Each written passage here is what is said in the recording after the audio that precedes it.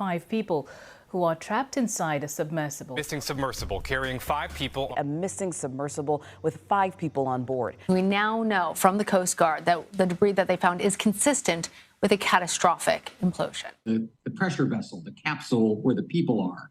And that he designed with NASA and the University of Washington. And that, he says, is as locked down as it gets. His exact words were, "Everything else can fail. The lights can go out, the propellers can stop, but you will still be alive."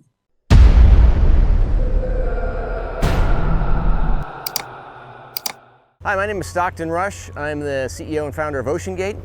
This is Stockton Rush, the CEO of OceanGate. OceanGate is a privately owned company meant to specialize in submersible manufacture. Founded 14 years ago by Stockton Rush and Guillermo Somai. In the previous interviews, Stockton will always mention how the company has been created with the goal of making underwater travel cheaper. Sadly, a cheaper cost also results in inadequate transportation safety measures. Now, you think, did Stockton know about these safety concerns? Well, on March 27, 2018, Stockton received multiple letters and emails from other anonymous experts. These letters all stated that the Titan project expeditions were unsafe, even saying that there could be minor to catastrophic damages if it continued. Nevertheless, the Titan project moved forward. By 2021, OceanGate had started to accept payment in exchange for a trip to the Titanic.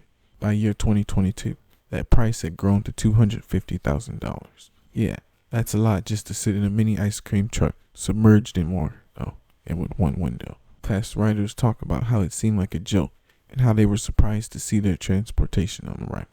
Before we went, we had never seen the sub. We didn't know anything about it. There's very little information on the website, just that it's a state-of-the-art, one-of-a-kind carbon fiber submersible. I didn't know at that point that you drive the thing with an Xbox game controller. I didn't know that the ballast was, used construction pipes. You get there and then you start seeing this stuff. And now your mood crashes and you get a little worried. Like, is this the level of polish and sophistication we're talking about? And then you get the tour, and Stockton Rush, the designer of the sub, the CEO, explains to you that all of this stuff, the lights and the handles and the propellers, these are off-the-shelf parts because, well, not only are they inexpensive, but they're tried and true. They're mass-produced. So the part we care about is the pressure vessel, the capsule where the people are. And that he designed with NASA and the University of Washington. And that, he says, is as locked down as it gets. His exact words were, "Everything else can fail. The lights can go out, the propellers can stop, but you will still be alive." Most of these tourists were absolutely concerned for his life in their own, while others, hearing this presentation, burst out laughing.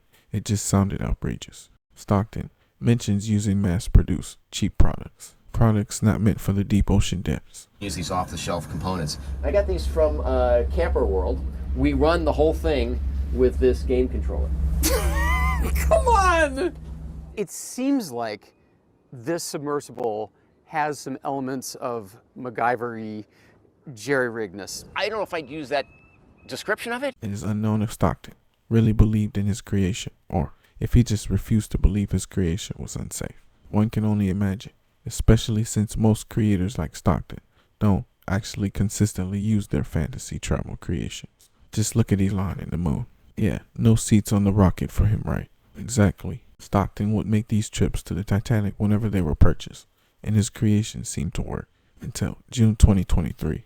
Well, right now, search and rescue teams are still trying to locate a missing submersible with 5 people on board. It was last seen Sunday while exploring the wreckage of the Titanic. Stockton would be the pilot of the Titanic journey, with 4 other people named Paul Henry, Hamish Harding, Suleiman, and Shahzada Dawood. During the 2-hour trip down towards the Titanic, Stockton would lose contact to his team of water who were helping him navigate the deep ocean. Since Stockton created a submersible and not a submarine, the submersible needs this assistance at all times from a main ship of water. That main ship must help the submarine descend and come back up. If not, it's basically stuck. So, with no communication, there's no way for the submersible to get back above water, leaving Stockton and the crew with about 4 to 5 days of oxygen, assuming only communications has gone out. A tourist with a similar situation that almost had a tragedy while going to the Titanic speaks out. Yes, they went quite wrong. What happened is that when we left the bow, headed towards the stern, as you'll recall, the Titanic broke into two pieces. The bow went straight down. The stern came down, did a somersault, and landed on its back, exposing its gigantic propeller. So as we were heading towards the stern, what caught my eye was the propeller. It's very shiny, which is in contrast to the kind of decaying hulk of the rest of the Titanic. There's shades of gray down there like the lunar surface. And as I was just remarking about the propeller, I became aware of the fact that our sub was speeding up, and I thought that was rather odd. I mean, we should be slowing down. We're going much too fast towards this propeller, and of course I learned later that we had been caught up in an underwater current, a very strong one. They do exist down there, believe it or not. And that current just drove us full speed into the blades of the propeller. And of course, the propeller is much larger than our little teardrop-shaped three-man sub, and we got caught behind the blades. And the collision, and then the giant pieces of the Titanic began falling on us. And I knew immediately right then that we were in this was not just a minor oops, but that this was a major crisis, a life-threatening crisis. A massive underwater search became underway as Stockton still didn't respond. Over the next few days, this story of the crew members started to surge, picking up national attention.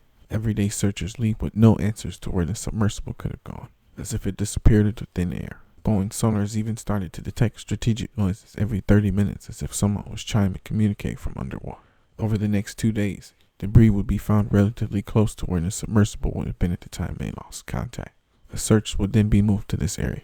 At this point, the crew would only have 20 hours left of oxygen to live. We were all hoping for a miracle, but we did realize that we were needing a miracle to pull these people through this terrible situation. The fact they found debris now, if it is indeed debris from the submersible, the Titan, which we believe it is, experts believe it is, then it means that there was a catastrophic implosion. The only plus side I can see for that is instead of those brave people and also that 19-year-old young man having a slow and agonizing death, it would have been instantaneous, a quicker execution than a bullet. 5 different major pieces of debris that told us that it was the remains of the Titan. Within that large debris field, we found the front end bell of the pressure hull. That was the first indication that there was a catastrophic event. Shocking discoveries were made today. More debris have been found, but this time larger parts of the pressure cabin was found.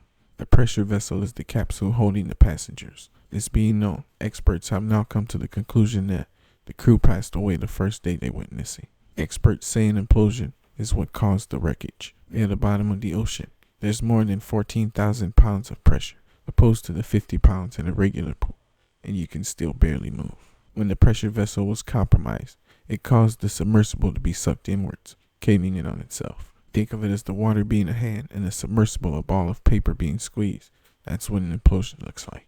OceanGate would be the reason these lives are gone too soon, along with their CEO and founder, Stockton Rush. Stockton's excuse for the safety problem was that, and I repeat, risks are going to be there, so if you want to be safe all the time, you should stay home, saying he would sign up for it any day. And could result in physical injury, disability, emotional trauma, or death. Where do I sign? This internally makes me wonder if he would have changed how OceanGate made their products if catastrophe didn't actually happen. Would he have ever listened to other experts, or was this the inevitable for his state of mind? Let me know in the comments. Like and subscribe to stay up to date and support the channel. All the lives will be remembered. Please pray for everyone involved and their families. We'll see you next time on The Unspeakable.